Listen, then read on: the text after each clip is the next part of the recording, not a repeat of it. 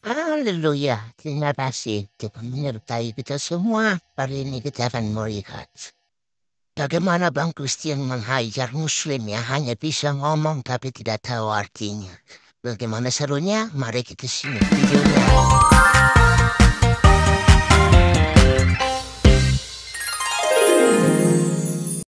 Tulis dulu bahannya, nanti baru saya presentasikan ya. Soalnya kalau saya nggak ini nanti sedikit salah nanti Bang, kita bermasalah. Jadi gitu ya. Oke, saya sapa dulu ini Pak Chris F. Shalom siang Pak Chris.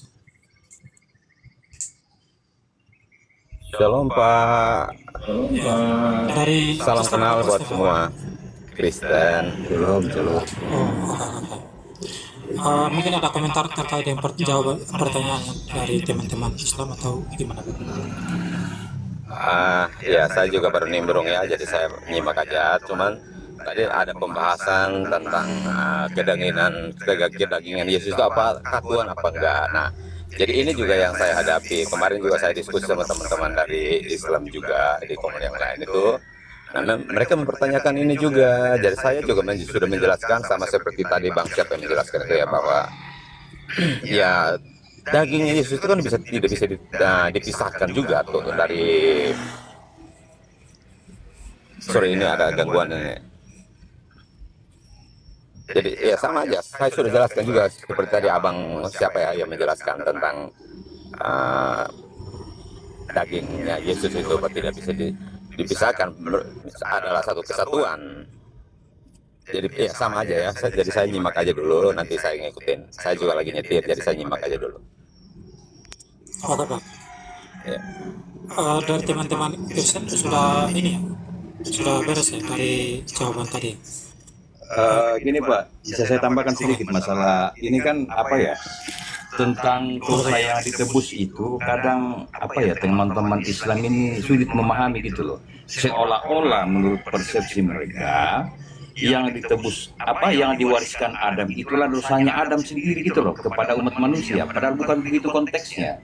Nah, yang diwariskan itu adalah akibat dari pelanggaran Adam, yaitu kebinasaan manusia dalam dosa. Nah, itu bisa kita temukan Pak di dalam hadis Bukhari 6124. Mungkin Pak Christian bisa buka, bisa kita tunjukkan sedikit. 6124 Pak. Dikatakan di situ bahwa Musa itu berdebat dengan Adam. Lalu Musa memprotes Adam bahwa gara-gara engkaulah Adam, makanya kami umat manusia terusir dari surga. Itu loh. Jadi pelanggaran Adam inilah yang berdampak kepada umat manusia. Artinya kehilangan kemuliaan di mata Tuhan atau di hadirat ilahi, yang mana mereka terlempar ke dunia yang fana gitu. Nah, itulah yang ditebus oleh Yesus sehingga manusia bisa beroleh kehidupan kekal kembali seperti sebelum Adam jatuh dalam dosa. Nah, itu ada Pak Christian itu. Itu kelihatan di situ. Engkaulah Bapa kami, tapi engkau telah menelantarkan kami dan mengusir kami dari surga. Itu loh. Paralelisasinya di situ sebenarnya. Kalau Islam mau paham sebenarnya. Tapi ini memang konteksnya tidak dibahas dalam Islam ini, tidak ada tuntasnya di situ. Hanya sebatas hadis saja. Tapi tidak dibahas bagaimana itu bisa manusia kembali ke dalam surga kembali gitu loh. Nah, kalau kita kan melalui tebusan Kristus gitu, melalui darahnya sesuai dengan konsep hukum Taurat. Makanya di Ibrani 9 ayat 22 dikatakan, dan hampir segala sesuatu disucikan dengan darah menurut konsep hukum Taurat. Itulah dalam kitab Imamat itu, Imamat ke 1, 2, 3, 4 itu 5. Demikian. Terima kasih Pak. Ya, ini saya mau tambahkan dikit. Jadi berhubungan dengan Adam. Jadi kemarin itu kan mereka, ini juga saya baru tahu bahwa sebenarnya sepengetahuan dasar kita Islam ini, bahwa Adam itu diciptakannya di surga. Taman Eden itu posisinya di surga, bukan di bumi ini. Saya baru tahu kalau memang pemahaman orang-orang Islam itu seperti itu, bahwa Adam diciptakan itu di surga, bukan di bumi ini. Taman Eden itu berada di surga. Nah, ini saya baru tahu ini. Jadi mungkin kalau teman-teman yang mungkin ada yang dari Islam yang bisa paham ini, mungkin ya bisa kasih penjelasan juga. Saya juga pengen lebih tahu lebih banyak ya. Ya memang konteksnya begitu Pak, bahwa dinarasikan bahwa Adam ini memang diciptakan di surga. Makanya di dalam suatu hadis dikatakan bahwa para malaikat ini disuruh mencari tanah di bumi, lalu dibawa ke surga tanah itu. Ada berbagai tanah yang dikumpulkan, ada dari Irak, ada dari Palestina gitu loh, dikumpulkan lalu dipakai untuk menciptakan Adam di surga. Makanya di dalam Al-Quran dikatakan ketika Adam itu melanggar, mereka itu digelincirkan dari surga gitu loh. Jadi bukan diusir dari Taman Eden di dunia, tapi digelincirkan dari surga gitu loh. Itu konteksnya di situ kalau bagi mereka iman Islam itu. Islam Ya gitu. Ya, pantas saja ya. Oke, kita kembalikan ke Bang Unclek dulu. Kalau ada lagi pertanyaan sama Bang Abdullah supaya mereka bisa ini. Silakan nanti teman-teman bantu jelaskan ya. Pak Host, Pak Christian, pamit dulu ya. Mau turun dulu. Oke, Oke, makasih Pak semuanya. Muslim. Salam. Iya, salam Pak, salam. Yang berkati. Kita Bang Ucek. Berikan dulu Bang Debaters ya. Pak Debaters. Baik, ini kan di forum ini kan orang yang menanya ke Kristiana. Ya, Saya bertanya saja ya. naikkan Pak Debaters. Saudara, ya saudara kan ada di sini. bahwa sudah di. Halo, Ya, silakan Pak, silakan. saudara-saudara sekalian kan meyakini bahwa Yesus telah menebus dosa-dosa Anda ya. Pertanyaan saya, itu sampai kapan Anda ditebus dosanya? Ketika kan manusia tidak terlepas dua dosa dan noda ya. Apabila Anda melakukan dosa, berarti Yesus menebus dosa lagi begitu. Masuk secara generalnya ini pertanyaan saya. Karena kan Anda meyakini bahwa sudah ditebus dengan darah Yesus. Begitu. Apakah setelah berbuat dosa lagi, Yesus menebus lagi gitu. Dan terus menerus begitu, maksud saya. Itu coba dijelaskan secara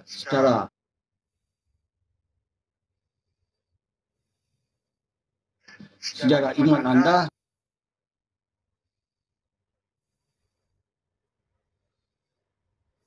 Dan mungkin secara logika itu aja. Dan kedua saya mempertegas tadi itu Pak, miskihim apa ya, bahwa ada di Lebanon itu Islam meyakini inkarnasi. Itu bukan Islam ya. Di Islam itu tidak ada istilah inkarnasi. Kita la ilaha illallah, Aliran Pak. Tuhan selain Allah. Itu Ya, saja. ya. Aliran. Itu. Aliran yang baru muncul Pak, yang baru muncul. Mau aliran mau apa, itu bukan Islam ya. Karena Islam sangat tegas. Kaifalah kami selisai ya.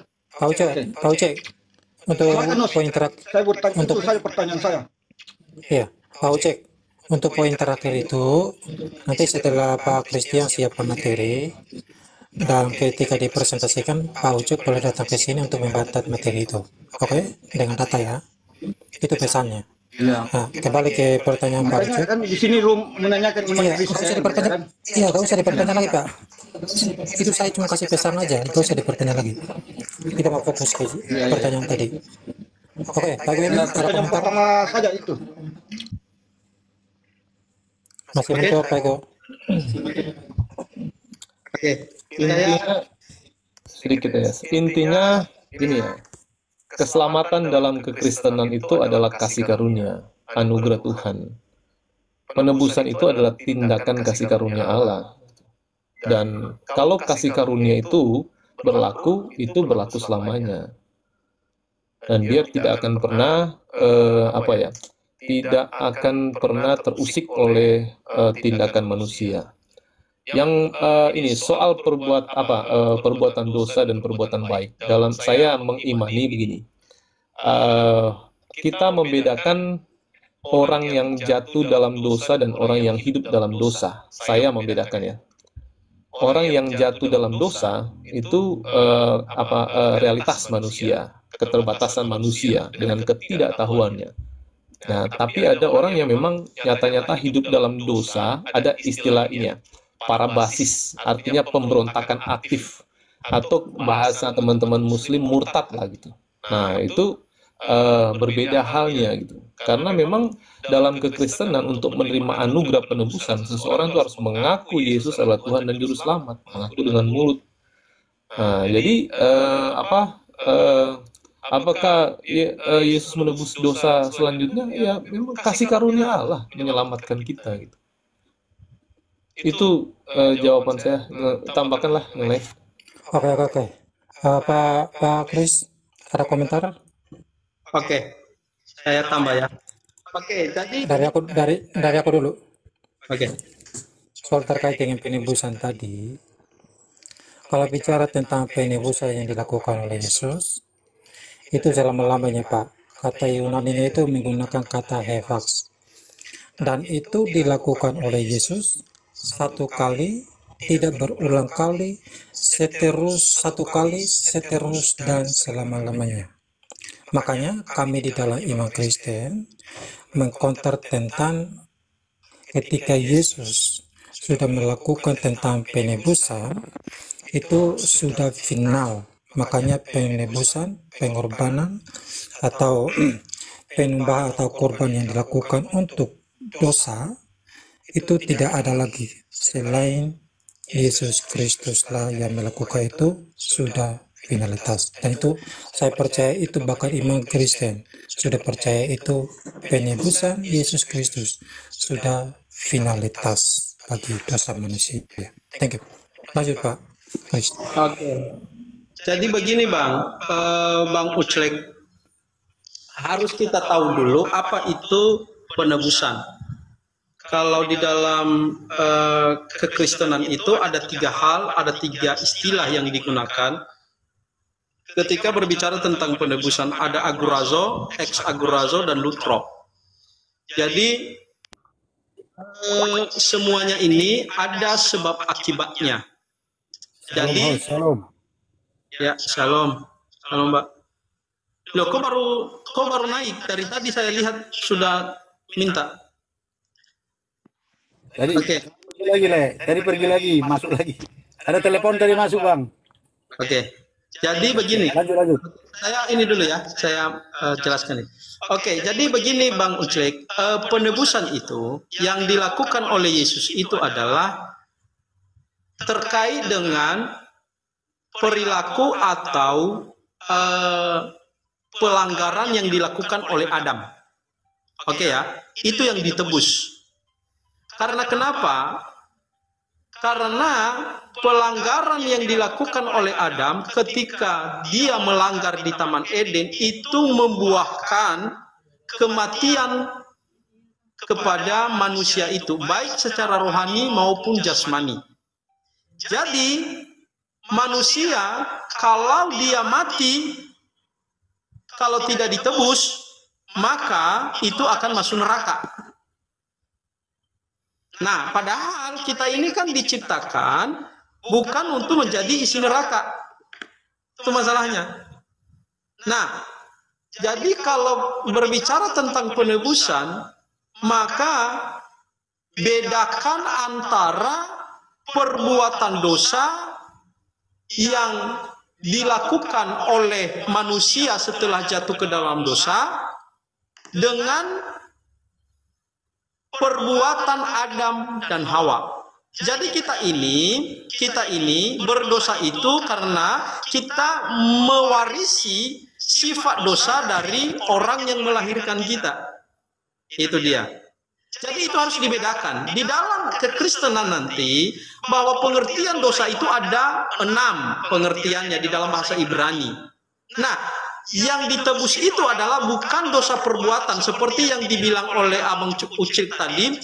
Apakah ketika kita berdosa lalu Tuhan menebus kita lagi? Oh, enggak seperti itu. Tidak seperti itu. Yang ditebus oleh Tuhan adalah hukum atau kutuk yang dikenakan atau yang dulu dialami oleh atau dilakukan oleh Adam dan Hawa. Dan kutuk itu kita tidak lepas daripada itu, dari hukum itu, karena kita adalah keturunan Adam. Nah, itulah yang dibersihkan oleh Yesus. Jadi tidak ada lagi yang namanya penebusan ketika kita berbuat dosa perbuatan. Jadi begitu Bang ya. Bang Ucik. Iya, iya. Jadi poinnya saya tangkap. Jadi kalau perbuatan sehari yang dilakukan saudara saya ini, ya tetap aja ya. Yesus nggak nebus begitu. Kalau saya menarasikan host berkata demikian. Iya, kalau kita berdosa di kehidupan kita sehari-hari ini, kita tinggal minta ampun, minta maaf kepada Tuhan, maka Tuhan nanti mengampuni, bukan lagi ditebus. Oke ya, karena konsep penebusan itu, nah saya sudah katakan tadi agak jelimet, ada 3 istilah yang kami gunakan, itu dibeli. Istilahnya itu dibeli, agurazo, diambil dari pasar dosa, nah, dibeli, dikeluarkan. Nah, lutro itu nanti bayar harganya pakai apa? Pakai darah Kristus, karena pengampunan, tidak ada pengampunan tanpa darah. Itu yang ada di dalam Alkitab. Jadi begitu. Jadi hal seperti itu ketika kita berdosa yang saat ini itu tidak terjadi. Itu hanya sekali terjadi sampai selama-lamanya. Penebusan semacam itu. Itu Bang. Bisa saya tambahin Bang? Ya, silakan Bang. Iya, jadi begini kawan ya. Jadi keselamatan itu ada dalam Yesus. Kenapa Yesus harus lewat Yesus keselamatan itu? Ya, karena memang gak ada seorang pun yang bisa menyelamatkan manusia. Karena ketika manusia jatuh dalam dosa, ya, cerita pertama kan Adam dan Hawa jatuh kemana? Ke dosa. Karena jatuh ke dosa, manusia harus masuk neraka, harus masuk penghukuman, harus ada dalam kutuk. Sehingga Roma 3:23 mengatakan karena semua orang telah berbuat dosa, hilang kemuliaan Allah. Jadi semua manusia karena hilang kemuliaan Allah maka akan masuk neraka, masuk penghukuman. Ya. Baru Roma 6 ayat 23, sebab ubah dosa adalah maut. Apa itu maut? Maut adalah kematian. Maut adalah neraka. Nah, 1 Korintus 15 ayat 22 mengatakan karena satu orang yang bernama Adam, semua manusia menjadi berdosa. Semua manusia akan masuk dalam penghukuman kekal neraka. Baru di ayat 23, 1 Korintus 15 ayat 23, karena satu orang manusia bernama Yesus, semua manusia diselamatkan. Artinya begini, karena satu orang tadi Adam, semua manusia jadi berdosa. Karena satu orang manusia bernama Yesus, semua manusia diselamatkan. Nah, pertanyaannya ketika kita percaya sama Tuhan Yesus, bedanya kami begini. Apa beda kepercayaan kami Kristen pengikut Yesus dengan kepercayaan yang lain? Bedanya ketika kami percaya keselamatan, yang bisa menyelamatkan kami adalah karena kami percaya kepada Tuhan Yesus sebagai Tuhan Juru Selamat kami. Titik. Jadi kami diselamatkan karena percaya dengan Yesus. Di mana ayatnya? Ya, di dalam kitab Roma mengatakan, barang siapa percaya dengan mulut dan mengaku dengan hati Yesus Tuhan dan Juru Selamat, maka dia akan memperoleh hidup kekal, akan memperoleh keselamatan. Nah, ketika kami sudah percaya sama Tuhan Yesus, kami menyerahkan diri kami dibaptis. Baptis artinya bertobat, mengaku kepada Yesus bahwa Yesus itu Juru Selamat. Nah, singkat cerita kemudian, kami sah menjadi milik Kristus. Pertanyaannya ketika kami jadi milik Kristus, apakah kami tidak bisa berdosa? Manusia tidak bisa berdosa? Masih bisa. Tapi kami diberi pengampunan. Kenapa? Makanya Alkitab mengatakan 1 Yohanes 1:9, ya, jika kamu mengaku dosamu, Tuhan akan mengampuni dan menyucikan kamu dari segala kejahatan. Tentu pengampunan yang didapat orang Kristen melalui Yesus. Jadi ketika misalnya saya ketika di jalan, tiba-tiba saya disalib orang, tiba-tiba marah, itu berdosa kan? Baru ada pengakuan, Tuhan, ampuni Tuhan, aku tadi marah sama orang ini, saya maki-maki. Nah, kami mengaku dosa kami, baru dikatakan Tuhan akan mengampuni dan menyucikan kita. Disucikan lagi lewat darah Yesus. Baru apa lagi? Dikatakan dalam kitab Matius 77 kali 7 pengampunan itu. Jadi kami mendapat pengampunan, penebusan, pengampunan, itu yang kami dapat. Sampai kapan kami dapatkan? Sampai nanti Tuhan Yesus datang kali yang kedua. Maka Yohanes 14 ayat 2 dikatakan, di rumah Bapakku banyak tempat tinggal, aku pergi ke sana menyediakan tempat bagimu. Dan aku kembali, itulah hari kedatangan yang kedua. Kembali ke mana? Ke bumi. Untuk apa? Untuk membawa kamu. Siapa kamu? Saya, semua manusia yang percaya kepada Tuhan Yesus.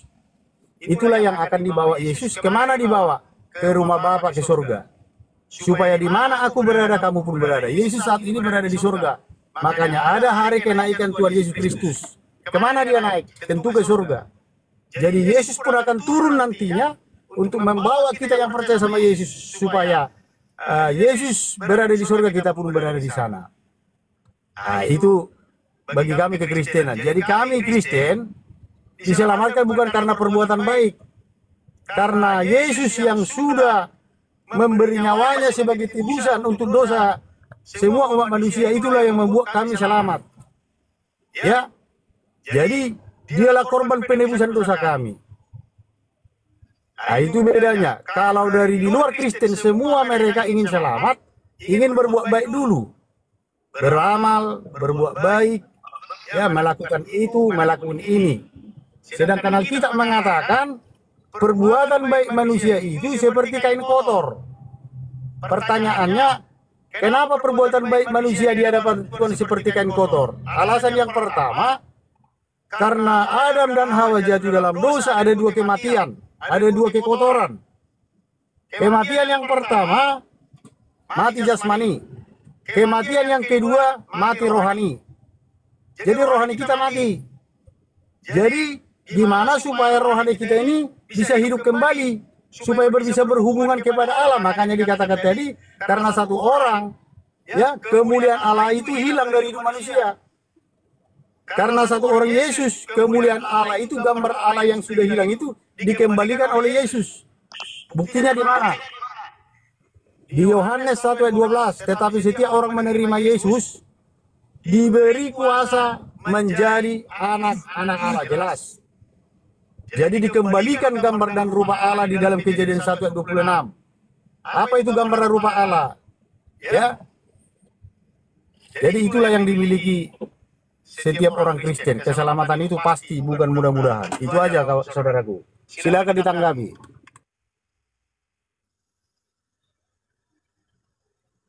Oke. Silakan. Lagi Bang Abdullah ini kenapa tadi diam? Dia nggak ada bertanya lagi, tak?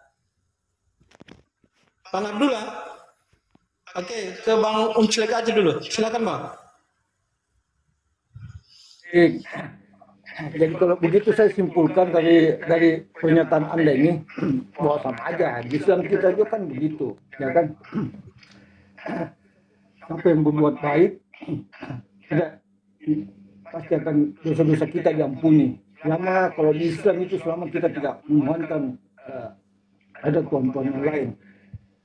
Kan di sini pertanyaan saya kan saya mau memperjelas, ya kan? Secara realitas saja. Itu kalau masalah konsep itu kan saudara host mengatakan tadi itu penebusan hukum-hukum. Yang saya belum dapat poinnya bagaimana dalam keseharian, ya kan? Ya, bagaimana saudara-saudara kalian melakukan apa itu tindakan kejahatan atau apa, ya kan? Apakah masih sudah suci dari dosa-dosa dengan adanya penebusan darah Yesus? Berarti saudara-saudara bisa semua begitu kayak sepertinya. Mohon maaf ya kalau memang yang saya tanggapi dari pernyataan anda ini. Silakan ditanggapi Bang atau diberi penjelasan. Itu aja. Selamat siang abang-abang yang ada di Kolmal, siang Apara, siang Kristian, siang. Assalamualaikum warahmatullahi wabarakatuh, teman-teman Muslim. Waalaikumsalam. Iya. Jadi gini, Bapak, buat jawaban Bapak yang tadi, ketika tadi kami sudah percaya sama Tuhan Yesus, ya, ketika kami sudah percaya sama Tuhan Yesus, maka kami dapat pengampunan dosa. Jadi orang Kristen bukan lagi hidup di dalam dosa. Ya. Jadi gini, selama di dunia ini tidak ada manusia yang tidak bisa lepas dari dosa. Nanti, ya, tapi kami ini gini loh, kami Kristen ini sedang berjalan di sebuah perjalanan, ya. Ketika dalam perjalanan itu makanya ada yang namanya jatuh bangun. Ketika kita jatuh makanya 1 Yohanes 9. Ya, jika kamu mengaku dosamu, Tuhan mengampuni dan menyucikan kita dari segala kejahatan. Jadi ketika kita berdosa, ya, kita mengakui semua dosa kita kepada Tuhan. Supaya apa? Ketika kita mengakui baru ada pengampunan. Tuhan tahu kita berdosa. Tuhan tahu Adam dan Hawa jatuh dalam dosa. Ya. Tuhan tahu kalau Adam dan Hawa gagal. Tapi ketika Tuhan bertanya di dalam kitab Kejadian, di manakah engkau Hawa? Si Hawa tidak sambung. Ya, dulu manusia Adam dan Hawa nyambung sama Tuhan. Kenapa nyambung? Karena manusia itu masih sempurna segambar serupa dengan Allah. Masih ada kesempurnaan Allah dalam diri manusia. Tapi ketika manusia melanggar perintah Allah, manusia tidak nyambung. Makanya Roma 3:23, hilanglah kemuliaan Allah. Sehingga ketika kemuliaan Allah hilang, manusia nggak nyambung. Lalu ketika mereka jatuh dalam dosa, Allah bertanya kepada Hawa, Hawa, di manakah engkau? Kira-kira kalau kutanya, bapak-bapak, di manakah engkau? Jawabnya kan di sini. Ketika Tuhan tanya, di manakah engkau Hawa? Apa jawab Hawa? Nggak nyambung. Bukan aku Tuhan. Ular ini yang memberikan, ular ini yang membujuki aku. Padahal Tuhan tanya, di manakah engkau? Tapi dia menyalahkan ular. Artinya apa? Sudah jelas salah, tapi mau menyalahkan orang lain, menganggap dirinya benar. Itu satu. Kedua, Waalaikumsalam. Ketika Tuhan bertanya kepada Adam, Adam, di manakah engkau? Perhatikan, dikatakan apa? Bukan aku Tuhan. Perempuan itu yang memberikan buah itu kepadaku sehingga aku jatuh. Nah, tidak nyambung semua. Adam ditanya A, jawabnya B. Hawa ditanya A, jawabnya B. Artinya apa? Sudah jelas Hawa salah, sudah jelas Adam salah. Tapi mereka bagus saling membenarkan diri, menyalahkan orang lain, mencari kambing hitam. Artinya apa? Sejak itulah artinya, ketika manusia jatuh dalam dosa, putus hubungan dengan Tuhan. Makanya dalam perjanjian lama, ada korban-korban yang harus dipersembahkan untuk Tuhan. Yaitu namanya korban sembelihan. Merupakan apa? Dupa yang harum untuk menyenangkan hati Tuhan. Lalu Tuhan berfirman kepada Nabi Musa, akan ada seorang yang dari diantaramu, ya, di dalam keturunan Israel diantaramu akan lahir seorang Mesias, juru selamat yang menggenapi seluruh kitab para nabi, ya, dan kitab Taurat. Siapa itu? Itulah Yesus Kristus. Jadi makanya kita mempercayai Yesus Kristus, ya. Ketika kita sudah dipercaya Yesus Kristus, kita berdosa, jatuh dalam dosa, masih ada pengampunan. Sampai kapan kita harus minta pengampunan? Sampai akhir hidup kita harus ada pengampunan.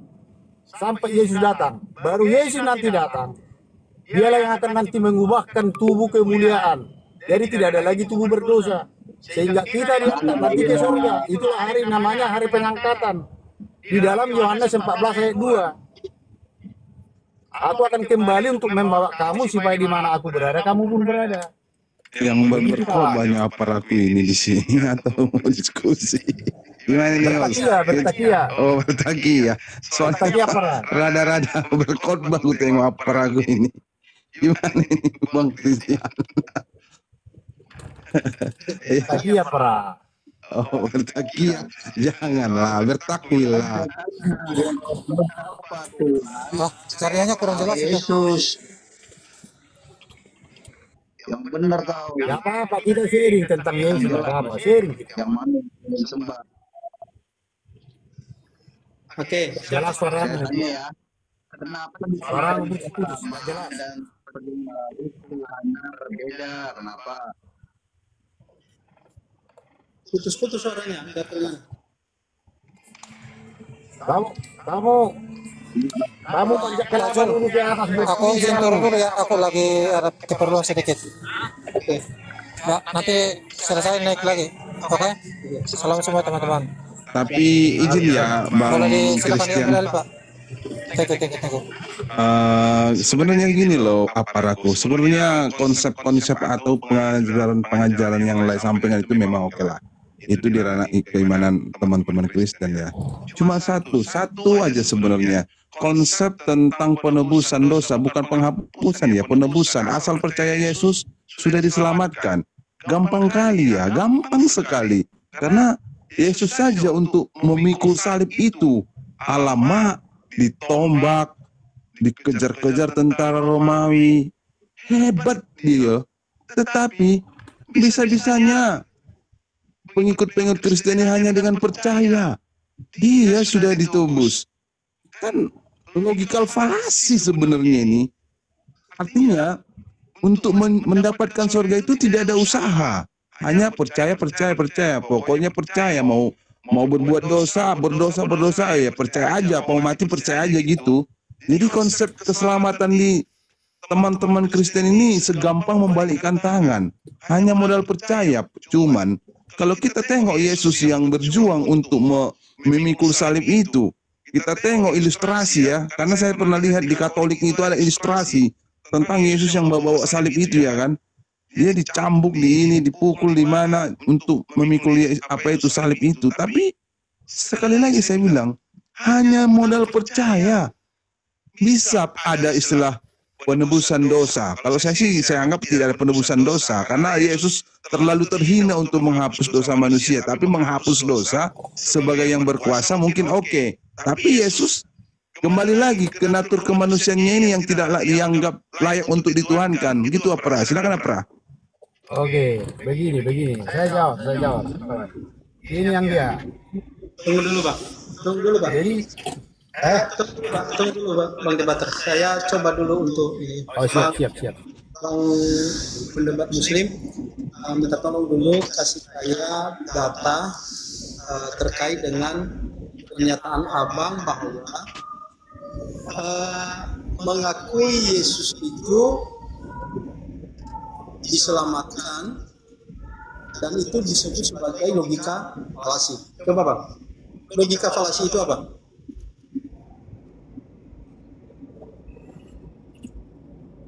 Bang, logika falasi itu apa Bang? Pak pendebat Muslim.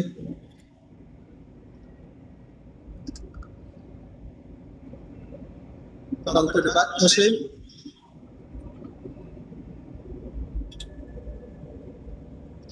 Kita minta datanya untuk atau kalau nggak ada datanya coba berpikir yang logis lah. Apa menurut Anda logika falasi itu apa sih sebenarnya?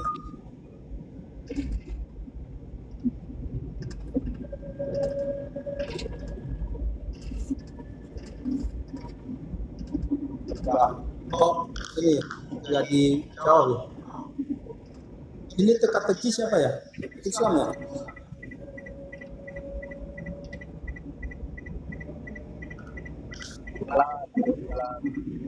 Bang teka-teki Islam ya?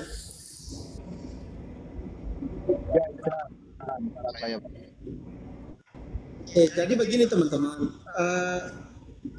saya tahu teman-teman pintar-pintar dan mempersiapkan diri saat masuk di kepala saya. Tetapi saya juga tahu di mana titik-titik bahwa penggunaan setiap kalimat dan kata itu tidak tepat dan itu hanya sekedar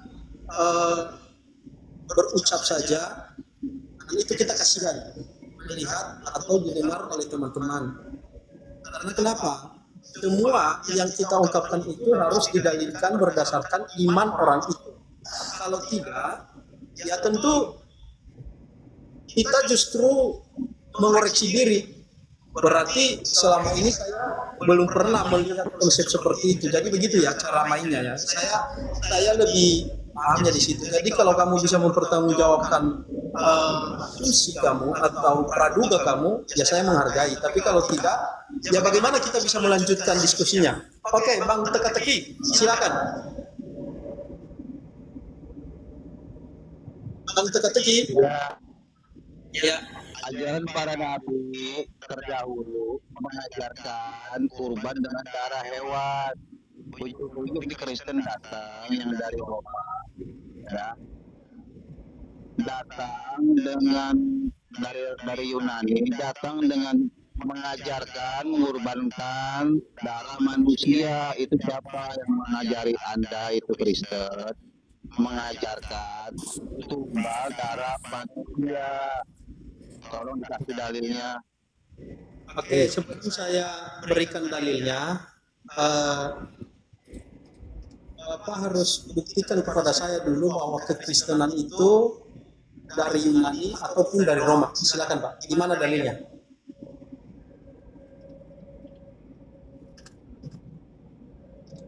Banyak nggak? Jangan diberikan narasi yang tidak bisa Anda pertanggungjawabkan gitu loh maksud saya. Silakan Anda memberikan saya data di mana kamu menyimpulkan bahwa kekristenan itu lahir dari Romawi atau dari Yunani.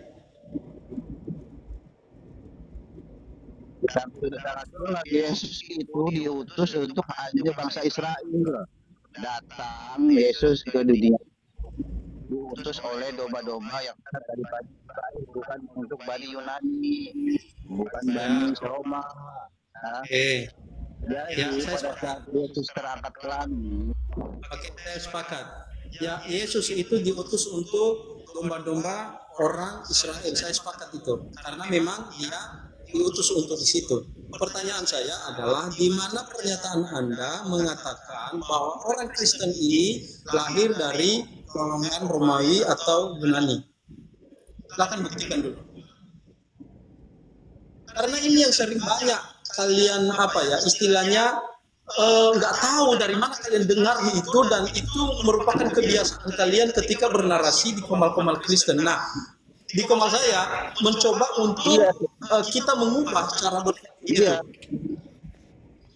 Ya, tunjukkan di mana dasar kamu mengatakan bahwa kekristenan lahir dari Romawi atau Yunani. pada saat Yesus naik terangkat ke langit, Yesus sudah tidak tahu apa-apa, ya. Tiba-tiba, ya, muncul surat-surat dari Paulus dengan matinya Yesus di tiang salib, ya, dan demikian menghapuskan segala hukum Taurat. Itu sudah jelas itu dalilnya. Di mana? Di mana? Ada di Efesus 15, 2 ada. Apa Di Roma juga ada, ya. Apa perkataannya di sana? Dibatalkan ya? Dibatalkan ya? Ada di surat-surat orang Kristen tuh di Roma, di Efesus itu satu dibatalkan ya? Itu. Benar? Oke. Ayo minta tolong data yang tadi itu loh. Kok lama sekali datanya mengatakan bahwa kekristenan itu lahir dari Romawi dan Yunani. Silakan kasih datanya. Tidak ada? Oke, saya jelaskan ya. Begini teman-teman. Ada. Gimana? Di suratnya Paulus. Di mana? Ya.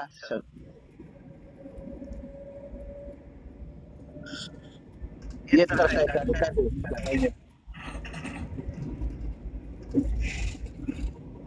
Di mana? Agak cepat supaya kita bisa ini. Jadi nggak tahu dari mana kalian dapatkan data-data itu. Saya juga heran kalian itu.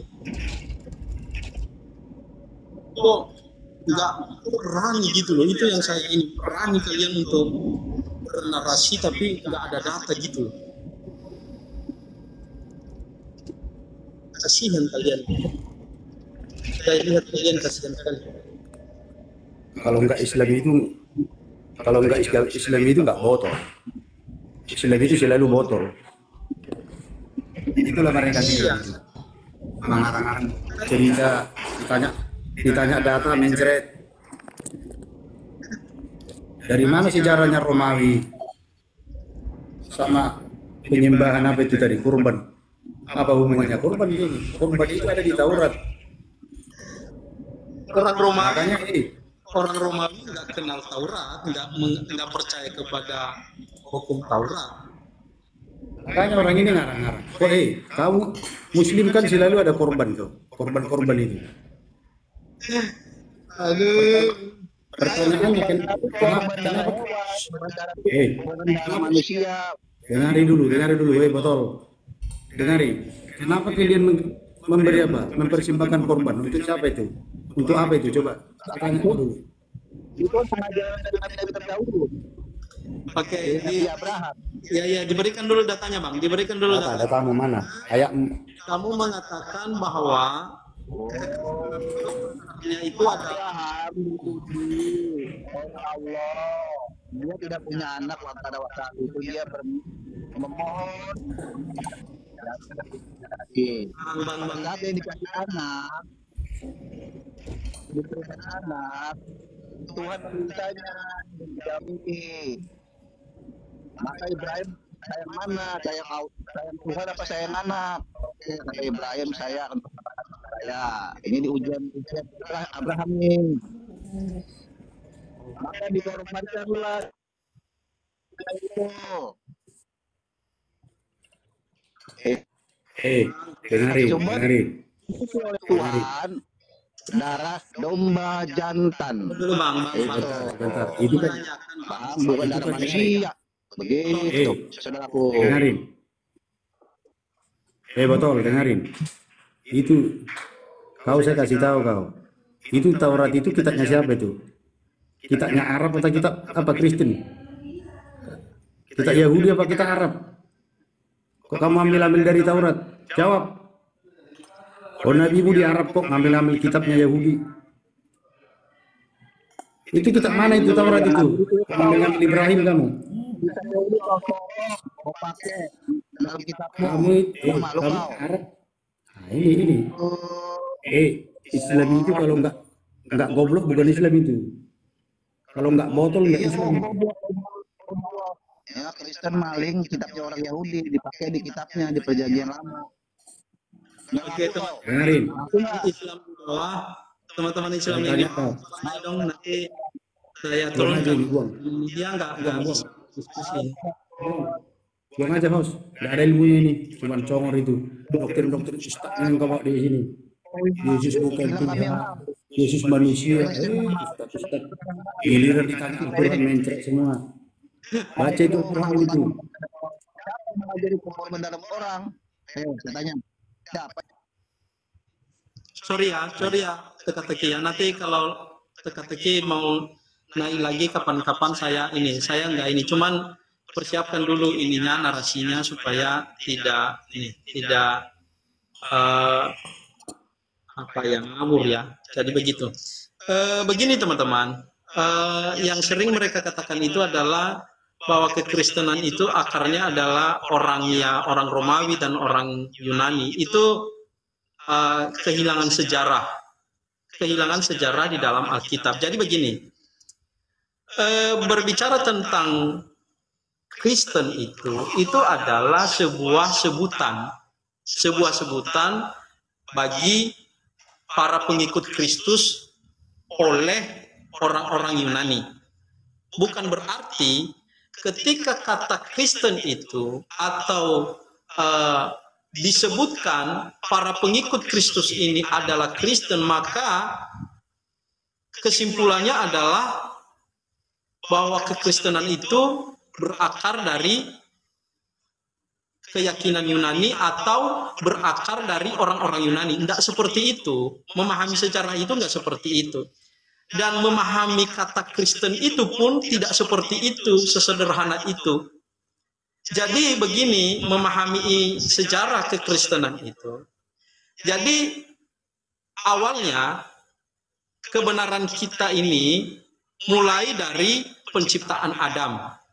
Penciptaan Adam ini tidak ada kitab yang ditulis. Oke ya. Sampai nanti pada pemanggilan Abraham itu sudah mulai di situ ada yang namanya dikhususkan oleh Allah orang-orang yang dimana Allah pakai untuk menjadi wakil atau untuk menjadi umat pilihan dari bangsa-bangsa yang lain untuk menjadi apa ya istilahnya teladan atau menjadi contoh bagi bangsa-bangsa lain. Yaitu nanti mulai dari Abraham, dipanggilnya Abraham. Lalu keturunan Abraham itu menjadi sebuah bangsa, yaitu nanti ada yang namanya Israel itu. Nah, disitulah nanti lahir Musa. Di zaman Musa itu tepatan pada zamannya Firaun. Nah, disitulah kembali Allah memanggil Musa. Musa dipanggil untuk mengeluarkan umat Israel dari perbudakan. Kemudian di tengah jalan itu Tuhan memberikan hukum kepada umat Israel yang menjadi pedoman bagi mereka selama mereka perjalanan dari Mesir ke Kanaan. Dan itu Allah menuliskan hukumnya 10 hukum Taurat dengan jarinya sendiri. Tetapi karena Musa lama di bukit berdoa di Gunung Horeb, maka orang Israel tidak sabar dengan menunggu itu, maka mereka mendesak kakaknya si Musa untuk membuat suatu patung untuk mereka sembah. Nah, kemudian ketika itu Musa datang dari gunung itu yang dimana Allah memanggil dia di tempat dia berdoa, lalu dia melihat orang-orang Israel sudah membuat patung bagi mereka, dan dia marah dan dia membanting itu hukum Taurat itu, dan itu pecah. Oke ya, lalu kembali Musa disuruh Allah untuk memahatnya 40 hari 40 malam, tidak makan tidak minum. Itulah historitas dulu umat pilihan Allah. Oke ya, sampai nanti terpenuhi itu, lalu sampai pada zaman Yesus. Nah, di zaman Yesus ini adalah sebuah penggenapan di dalam perjanjian lama di mana Mesias itu akan datang. Dimulai pada Kejadian 3 ayat 15 di mana di situ kami sebut sebagai proto-evangelion. Oke ya?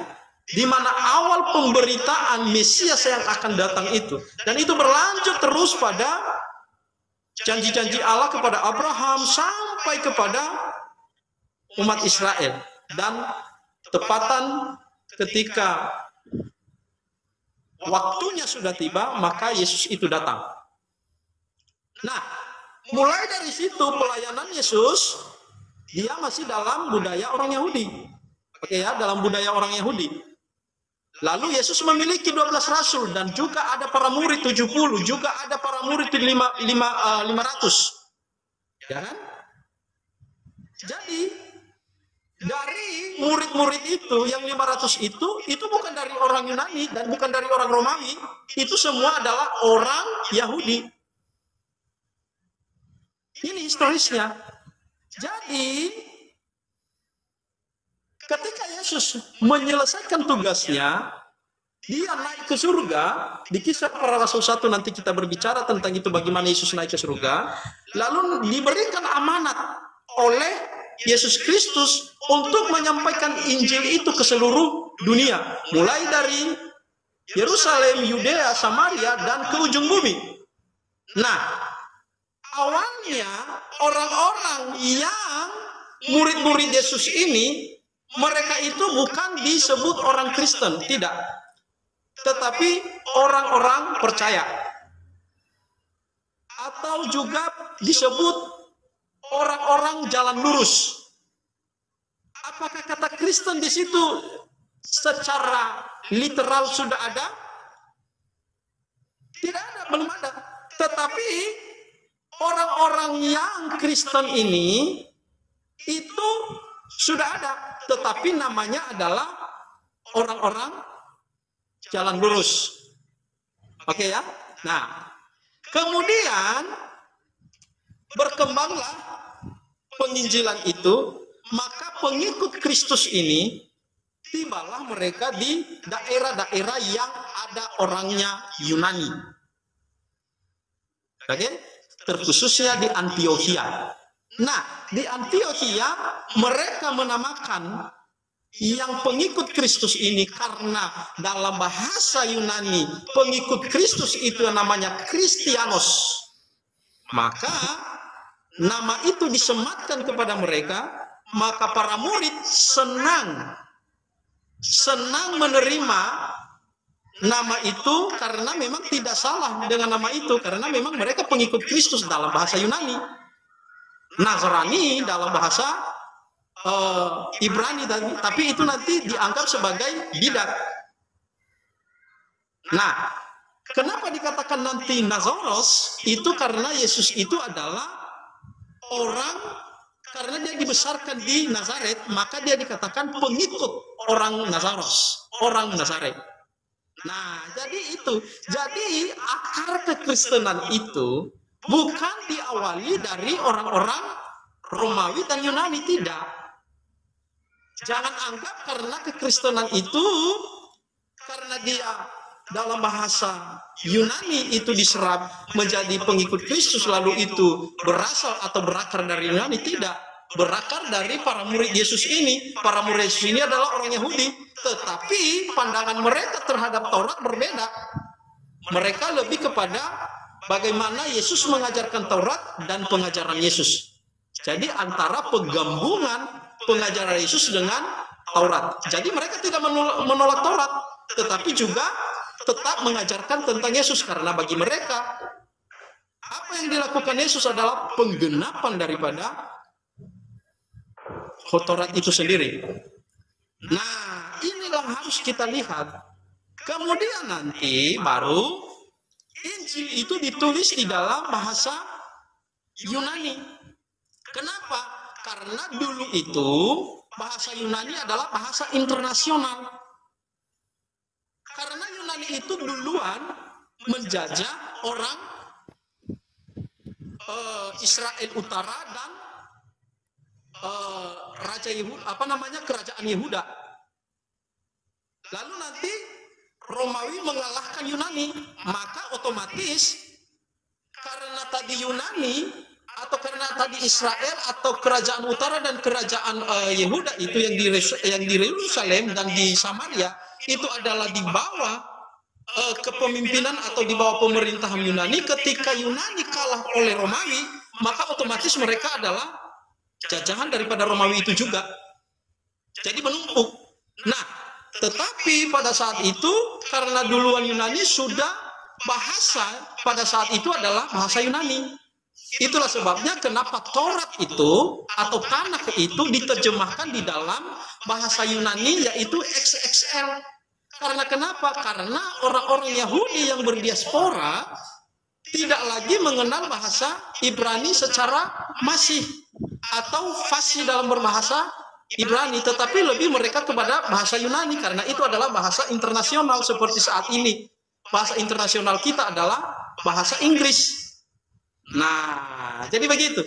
Nah, kenapa ditulis dalam bahasa Yunani yang bahasa internasional? Itu bukan secara kebetulan, tetapi karena Injil ini tidak hanya dikhususkan untuk orang Israel, sehingga hanya dituliskan dalam bahasa Ibrani, atau hanya dikhususkan untuk orang Romawi dan dituliskan di dalam bahasa Romawi. Tidak, tetapi ini adalah sebuah hal yang luar biasa, di mana di masa itu bahasa itu yang internasional itu digunakan untuk menyebarkan Injil itu. Itulah sebabnya para murid menuliskan Injil itu dalam bahasa Yunani. Apakah para murid memahami bahasa Yunani?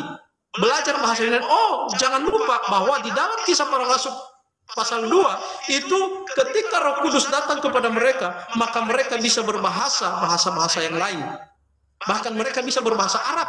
Itulah nanti itu namanya nanti ketika para rasul, misalnya Paulus datang ke Arab, dia bisa berbahasa Arab.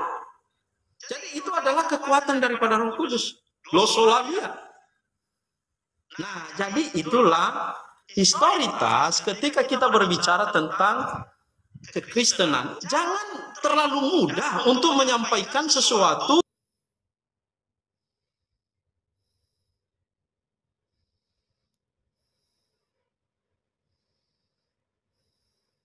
Ini saya sedang nulis terkait dengan gugatan teman-teman yang RT 6 yang mengatakan kenapa harus Injil itu ditulis dalam bahasa Yunani, kenapa enggak dalam bahasa Yesus pada saat itu, ya Aramaik. Ya, kan sudah saya katakan bahwa Aramaik itu bukan bahasa internasional pada saat itu. Kalau contohnya ditulis hanya dalam bahasa Aramaik, ya orang Yunani nggak tahu, orang Romawi nggak tahu, iya kan?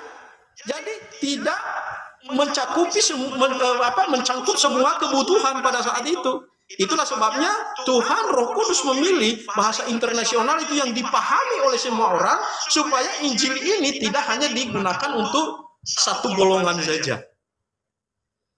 Nah, sama dengan halnya kalau teman-teman kita yang RT 6 memaksakan harus bahasa Aramaik sebagaimana bahasa Yesus pada saat itu. Lah, kitabnya saja di dalam Yunus itu kan Musa berbicara. Kan Musa itu kan orang Ibrani. Lah, kenapa ditulis dalam bahasa Arab? Itu simpel sebenarnya. Kalau kamu cerdas, itu simpel. Tapi kalau kamu mau, kalau kamu nanti memaksa kehendakmu, itu namanya menempatkan bara di atas kepalamu. Nah, jadi gitu teman-teman.